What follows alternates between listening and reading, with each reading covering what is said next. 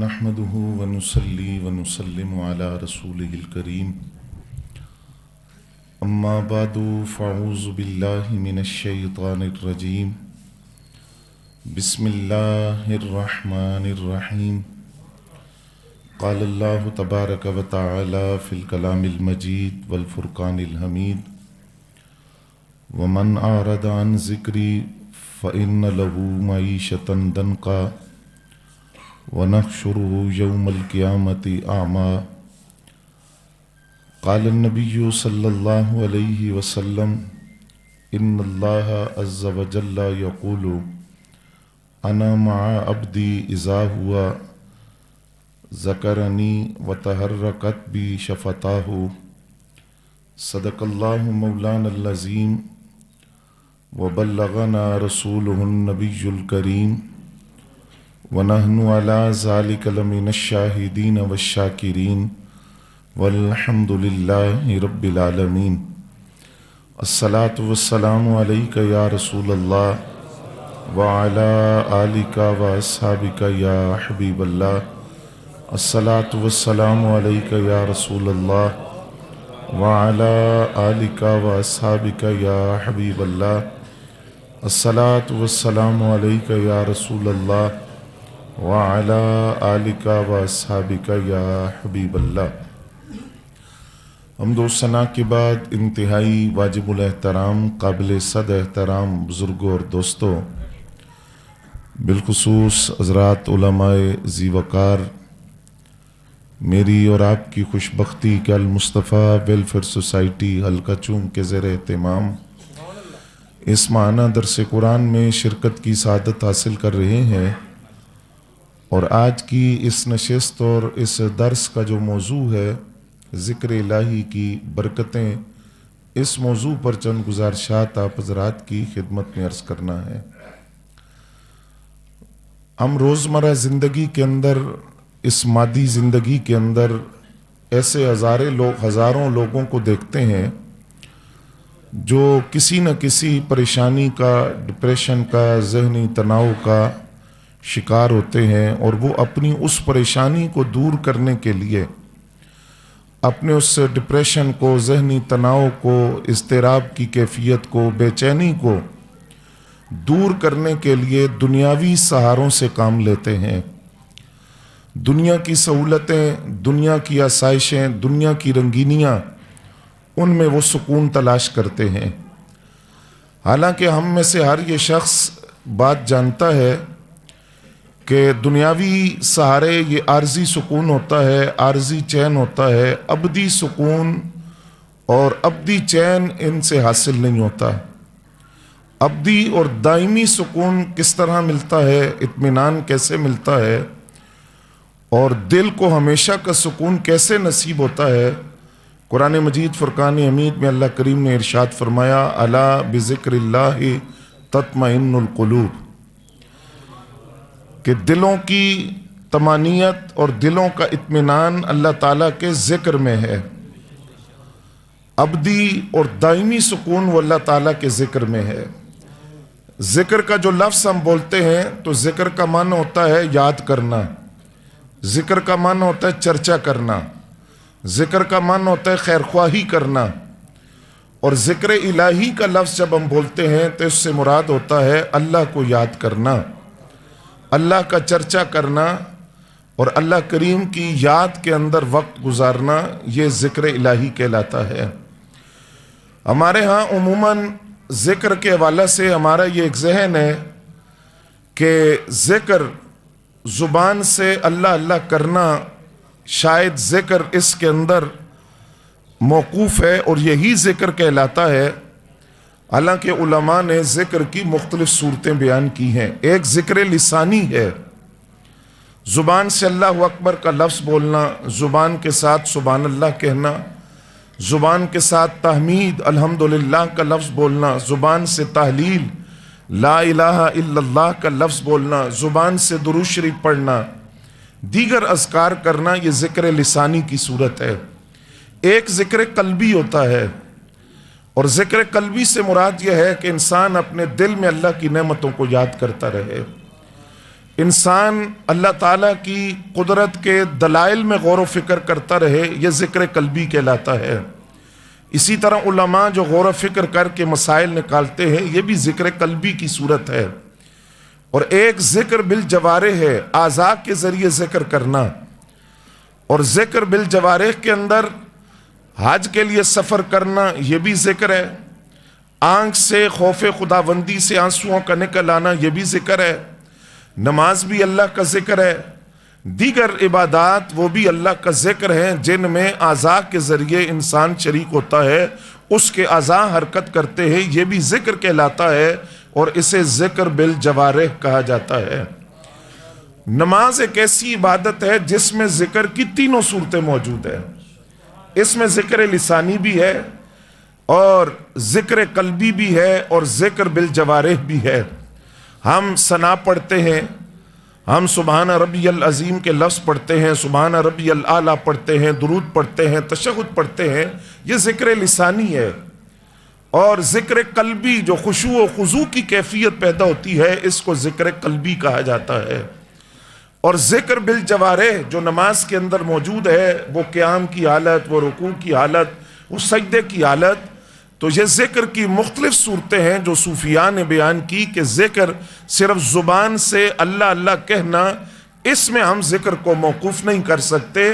ذکر کا ایک وسیع معنی ہوتا ہے کہ زبان سے کلمات ہوں، دل میں اللہ کی یاد ہو، یا عبادات ہوں، یہ ساری ذکر کی صورتیں کہلاتی ہیں۔ حضرت معاذ بن جبل رضی اللہ تعالیٰ عنہ فرماتے ہیں، میں نے رسول اللہ صلی اللہ علیہ وآلہ وسلم سے سوال کیا، اللہ کو کون سا عمل زیادہ محبوب ہے؟ تو نبی علیہ السلام نے فرمایا کہ تم کوشش کرو کہ جب دنیا سے جاؤ تو تب بھی تمہاری زبان پر اللہ کا ذکر ہو، تمہاری زبان اللہ تعالیٰ کے ذکر سے تارو، یہ عمل اللہ تعالیٰ کو بڑا پسند ہے۔ اور دوسرے مقام پر فرمایا میں نے نبی علیہ السلام سے سوال کیا کہ مجاہدین تو ہزاروں کی تعداد میں ہوتے ہیں، کون سا مجاہد افضل ہوتا ہے؟ فضیلت والا مجاہد کون سا ہے؟ نبی علیہ السلام نے فرمایا وہ مجاہد افضل ہے جو ساتھ اللہ کا ذکر بھی کرتا رہتا ہے، تلوار بھی چلاتا ہے، اللہ کا ذکر بھی کرتا ہے۔ حالانکہ تلوار چلانا یہ ذکر بالجوارح کے زمرے میں آتا ہے، لیکن اس کے ساتھ اس کی زبان پر بھی اللہ کا ذکر جاری رہتا ہے۔ پھر عرض کیا کون سا نمازی افضل ہے؟ فرمایا وہ نماز پڑھتا ہے، ساتھ اللہ کا ذکر کرتا ہے۔ اور پھر عرض کیا یا رسول اللہ صلی اللہ علیہ وسلم کون سا روزے دار افضل ہے؟ فرمایا وہ روزے دار جو ساتھ اللہ کا ذکر کرتا رہتا ہے۔ حضرت سیدنا صدیق اکبر رضی اللہ تعالیٰ عنہ نے فاروق اعظم رضی اللہ تعالیٰ عنہ سے کہا، عمر نیکیاں تو ساری ذکر کرنے والے لے گئے۔ تو نبی علیہ السلام نے فرمایا اے ابو بکر یہ بات اسی طرح ہے کہ اللہ کے ہاں ذکر کرنے والوں کا بڑا مقام اور بڑا مرتبہ ہے، اور اللہ کو یہ عمل محبوب ہے کہ بندے اس کا ذکر کرتے رہیں اور اپنی زبانوں کو اس کے ذکر سے تر رہیں۔ پھر حضرات گرامی قدر حضرت سلطان باہو رحمت اللہ علیہ سے کسی نے سوال کیا کہ ذکر کیوں ضروری ہے؟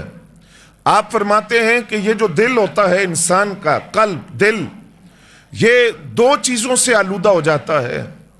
ایک غفلت ہے اللہ تعالیٰ کی یاد سے، اور دوسرا گناہ، اور گناہ بھی غفلت کے نتیجے میں ہوتا ہے۔ ان دو چیزوں سے جب دل زنگ آلود ہو جاتا ہے تو انسان حق کو حق نہیں سمجھتا اور باطل کو باطل نہیں سمجھتا، حق کو قبول نہیں کرتا اور باطل کی طرف نہیں آتا۔ تو حضرت سلطان باہو فرماتے ہیں کہ دو چیزوں سے دل زنگ آلود ہوتا ہے، اور دو ہی چیزوں سے دل کو سیکل کیا جاتا ہے، دو ہی چیزوں سے دل کو چمکایا جاتا ہے۔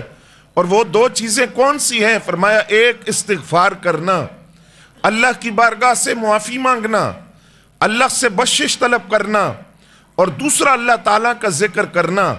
یہ دو چیزیں انسان کے دل کو آئینے کی طرح چمکا دیتی ہیں، اس کے دل کو سیکل کر دیتی ہیں، اور جب ذکر الہی اور استغفار سے اس کا دل چمک جاتا ہے، وہ حق کو قبول کرتا ہے اور باطل کو رد کرتا ہے۔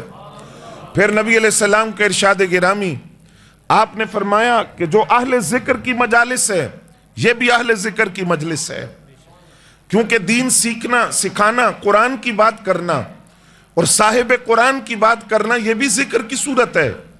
تو فرمایا جو اہل ذکر کی مجالس ہوتی ہیں ان کو فرشتے تلاش کرتے ہیں۔ بخاری شریف کی یہ حدیث ہے، نبی علیہ السلام کے ارشاد گرامی، قال رسول اللہ صلی اللہ علیہ وسلم ان للہ ملائکۃ، اللہ کے کچھ فرشتے ایسے ہیں، یطوفون فی الطرق، وہ راستوں میں چکر لگاتے ہیں، تلاش کرتے ہیں، راستوں میں پھرتے ہیں، یلتمسون اہل الذکر، وہ اہل ذکر کو تلاش کرتے ہیں جہاں کہیں اللہ کا ذکر ہو رہا ہو۔ جب وہ اہل ذکر کی مجلس کو دیکھتے ہیں تو ایک فرشتہ باقی فرشتوں سے کہتا ہے الوموا الی حاجتکم، تم جس کو تلاش کر رہے تھے وہ مل گیا ہے، سارے ادھر آ جاؤ۔ وہ مجلس جس کی ہمیں تلاش تھی کہ جہاں اللہ کا ذکر ہو رہا ہو، وہ مجلس ہمیں مل گئی ہے، سارے ادھر آ جاؤ۔ اب وہ فرشتے وہاں اہل ذکر کی مجلس میں موجود ہوتے ہیں اور اپنی رحمت کے ساتھ ان فرشتے اپنی رحمت کے ساتھ ان اہل ذکر کی مجلس کو ڈھانپ لیتے ہیں۔ جب یہی فرشتے واپس جاتے ہیں تو اللہ کریم ان سے ارشاد فرماتا ہے کہ تم میرے بندوں کو کس حال میں چھوڑ کر آئے ہو، کس حال میں چھوڑ کر آئے ہو۔ وہ فرشتے اللہ تعالیٰ کی بارگاہ میں عرض کرتے الہی وہ تیرا ذکر کر رہے تھے۔ رب فرماتے انہوں نے مجھے دیکھا، جواباً عرض کیا جاتا ہے یا اللہ تجھے نہیں دیکھا، اگر مجھے دیکھ لیتے تو الہی اگر تجھے دیکھ لیتے تو اور تڑپ کے ساتھ تیرا ذکر کرتے۔ اچھا وہ مانگتے کیا تھے؟ فرشتے عرض کرتے ہیں الہی وہ جنت کا سوال کرتے تھے۔ اچھا انہوں نے جنت اور جنت کی نعمتوں کو دیکھا؟ فرشتے عرض کرتے الہی نہیں، جنت کو نہیں دیکھا۔ اچھا اگر جنت دیکھ لیتے تو فرشتے عرض کرتے ہیں الہی وہ اور تڑپ سے ذکر کرتے، ذکر کی کیفیات اور بڑھ جاتی۔ اچھا پناہ کس چیز سے مانگ رہے تھے؟ فرشتے عرض کرتے الہی وہ جہنم سے نجات مانگتے تھے۔ اچھا انہوں نے جہنم کے عذاب کو دیکھا؟ فرشتے عرض کرتے نہیں الہی انہوں نے جہنم کا عذاب نہیں دیکھا، اگر دیکھ لیتے تو الہی اگر دیکھ لیتے تو اور تڑپ کے ساتھ تیرا ذکر کرتے۔ تو اللہ کریم فرماتا ہے فرشتوں گواہ ہو جاؤ میں نے ان سب کو بخش دیا ہے، وہ جتنے اہل ذکر وہاں موجود تھے اس کیفیت کے اندر میں نے سب کی بخشش کر دی ہے، سارے بخشے گئے۔ اب ایک فرشتہ عرض کرتا ہے فیہم فلان لیس منہم انما جاء لحاجت، الہی اس میں ایک بندہ ایسا تھا جو اہل ذکر میں سے نہیں تھا۔ مثلا آپ لوگ یہاں مجلس کی صورت میں بیٹھے ہیں، ہم یہاں اس وقت اس مجلس ذکر میں موجود ہیں، باہر سے کوئی بندہ کسی کو ملنے کے لیے آیا، وہ اہل ذکر کی مجلس میں شرکت کی نیت سے نہیں آیا، وہ صرف اپنے کسی کام سے اپنی حاجت سے آیا، کسی سے ملنے آیا، کسی سے کوئی سامان لینے کے لیے آیا، ساتھ بیٹھ گیا۔ تو فرشتے عرض کرتے ہیں الہی اس میں ایک بندہ ایسا تھا جو اہل ذکر سے نہیں تھا، وہ اپنے کسی کام کے لیے آیا، تو اللہ کریم فرماتا ہے میں نے اس کو بھی بخش دیا۔ اچھا الہی وہ کس وجہ سے بخشا گیا؟ باقی تو اہل ذکر تھے، وہ تیرا ذکر کر رہے تھے، تو وہ جو بعد میں آیا وہ کس طرح بخشا گیا؟ فرمایا وہ جو اہل ذکر ہیں وہ اتنے خوش بخت ہیں کہ ہم الجلساء لا یشقی بہم جلیسہم، وہ اتنے خوش بخت ہیں اہل ذکر کہ ان کی صحبت میں تھوڑی دیر بیٹھنے والا بھی بدبخت نہیں رہتا، وہ سعادت مند بن جاتا ہے، خوش بخت بن جاتا ہے، اور وہ خوش بخت بن کر وہاں سے اٹھتا ہے۔ تو میں اس وقت اس بندے کو نہیں دیکھ رہا جو اپنے کسی کام سے آیا، میں یہ دیکھ رہا ہوں کہ وہ کن کی سنگت میں بیٹھا تھا، کن کی صحبت میں بیٹھا تھا، وہ اہل ذکر کی سنگت میں تھا، اہل ذکر کی صحبت میں تھا۔ تو اہل ذکر کی چند گھڑیوں کی صحبت اور چند گھڑیوں کی معیت نے اس کے لیے مغفرت کا سامان پیدا کر دیا۔ اگر صحبت میں آنے والا بخشا جاتا ہے تو اہل ذکر کا مقام اللہ کے ہاں کیا کیا ہوگا یہ رب جانتا ہے یا اس کا محبوب جانتا ہے۔ اب نبی علیہ السلام فرماتے ہیں نعرہ رسالت، نعرہ تحقیق، نعرہ حیدری، نعرہ غوثیہ۔ آقا کریم صلی اللہ علیہ وسلم نے فرمایا تم جو تحلیل پڑھتے ہو لا الہ الا اللہ کا کلمہ، اور تم جو تسبیح پڑھتے ہو سبحان اللہ کے الفاظ، اور تم جو تحمید پڑھتے ہو الحمدللہ کا لفظ، فرمایا یہ کلمات عرش الہی کی طرف بڑھتے ہیں اور عرش کے گر یوں چکر لگاتے ہیں جس طرح شہد کی مکھیاں اڑتی ہیں، اور بن بناہٹ کے ساتھ یہ یاد کرتے ہیں۔ یا رسول اللہ کس کو یاد کرتے ہیں؟ فرمایا جنہوں نے یہ ذکر کیا تھا، جس نے سبحان اللہ کہا تھا، جس نے الحمدللہ کہا تھا، جس نے کلمہ طیبہ کا ورد کیا تھا، یہ کلمات شہد کی مکھیوں کی طرح عرش الہی کے گر چکر لگاتے ہیں اور اس ذکر کرنے والے کو وہاں یاد کرتے ہیں۔ تو نبی علیہ السلام نے فرمایا کیا تم میں سے کوئی بات یہ پسند نہیں کرتا کہ اس کو عرش الہی کے قرب میں یاد کیا جائے؟ یا رسول اللہ کیوں نہیں، ہر بندہ یہ چاہتا ہے اس کو اللہ کے عرش الہی کے قرب میں یاد کیا جائے۔ تو فرمایا اس کا طریقہ یہ ہے کہ تمہاری زبان پر تسبیح، تحمید، تحلیل کے لفظ اور اللہ کا ذکر رہنا چاہیے۔